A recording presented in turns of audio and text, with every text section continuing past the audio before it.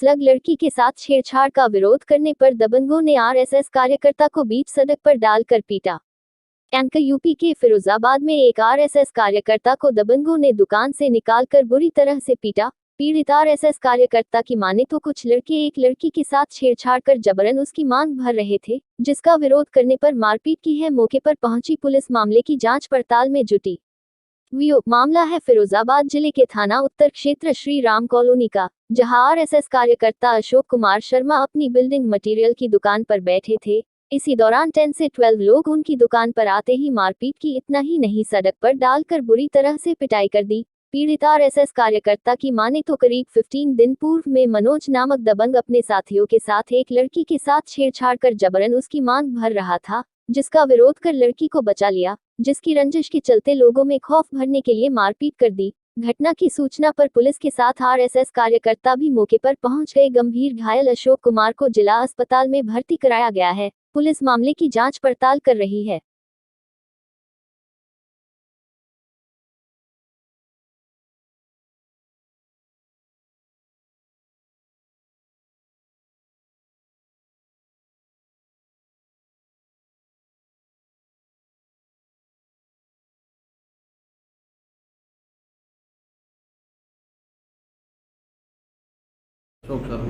क्या बात हुई थी? आप कौन से पद पे हो?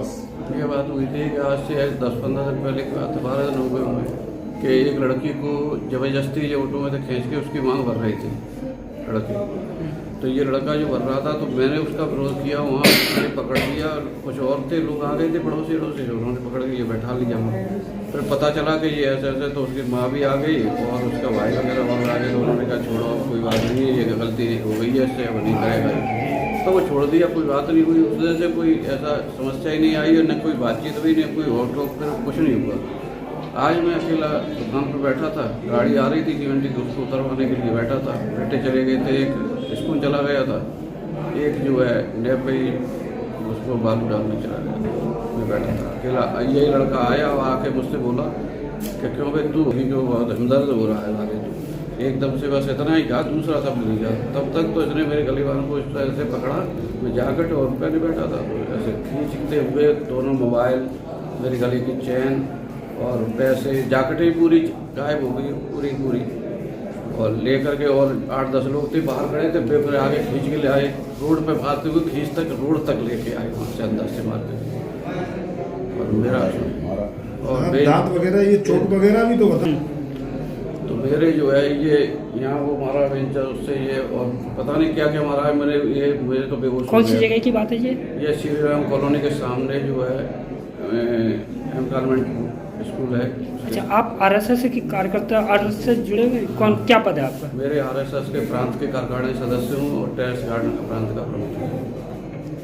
पुलिस को सूचना कर दी है? हाँ, पुलिस को मैंने सूचना की थी बेटों ने, और ये आ गए थे बहुत, तो सारे लोग पहुँच गए थे, तो उन्होंने सूचना दी, तब जो है पुलिस भी पहुँची।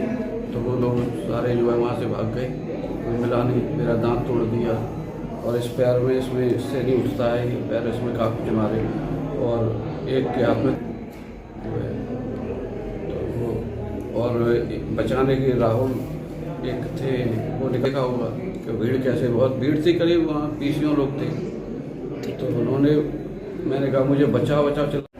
रमाकांत उपाध्याय नाम है। अच्छा जी, क्या हुआ था कि ये अपने अशोक शर्मा हैं, आरएसएस के कार्यकर्ता हैं, प्रांत टोली में हैं। ये अपनी दुकान पर बैठे थे, तो कुछ लड़के और एक आध महिलाएं भी साथ थी।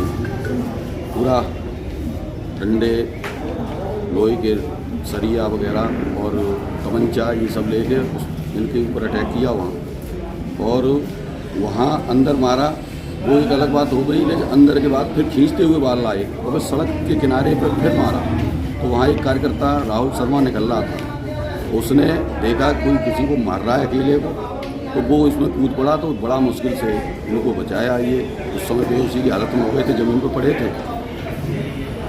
तो इसके बाद में जानकारी प्राप्त हुई है, एक करीब 15 दिन पहले हम लोगों को भी बताया था कि एक टेम्पो में एक लड़की बैठी थी और इसके साथ ये जो लड़का है, तो मैन इसका जो लड़का है जिसने घटना की है, उसके साथ 2-3 लड़के थे। उस लड़की के ज़बरदस्ती मांग भर रहे थे, तो इन्होंने रोका टोकी की उसके साथ में कुछ लोग और भी वहाँ आ गए और उस लड़के को पकड़ के बैठा लिया, बैठाल के उसको थोड़ा किया हुआ कि भाई इस तरह से बदतमीजी चलते टेम्पो में इस तरह से क्यों कर रहा है। तो वो बातचीत हुई है, उसी बात को लेके उसने ये बड़ी घटना की है, अंदर घुस के जानलेवा हमला किया है, पूरे कपड़े फाड़ दिए हैं और काफ़ी चोटें आई हैं, दांत तोड़ दिया है, दांत टूटा हुआ है, हड्डियों में अंदर सर से लगा के नीचे तक बहुत चोटें हैं। तो ऐसे जानलेवा हमला किया है ऐसे गुंडों।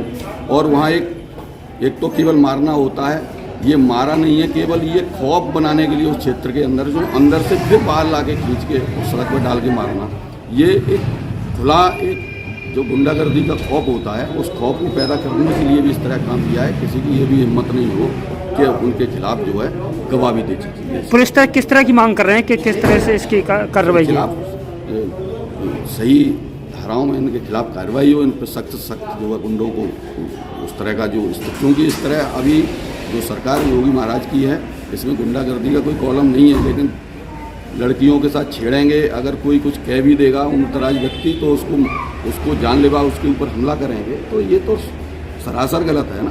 भाई किसी की बहन बेटी होगी, ज़बरदस्ती पकड़ के तुम उसकी मांग भर दोगे क्या? ऐसे थोड़ी चलेगा। और कोई रोक देगा इसका मतलब तो कोई इस तरह की घटनाएं होंगी, कोई बोलेगा ही नहीं। किसी लड़की को कोई छेड़ देगा, किसी को पकड़ के ले जाएगा, कोई अगर बोलेगा तो उसके ऊपर जानलेवा हमला हो जाएगा। ये कोटा रोड का मामला है। कितने लोगों के खिलाफ दिया?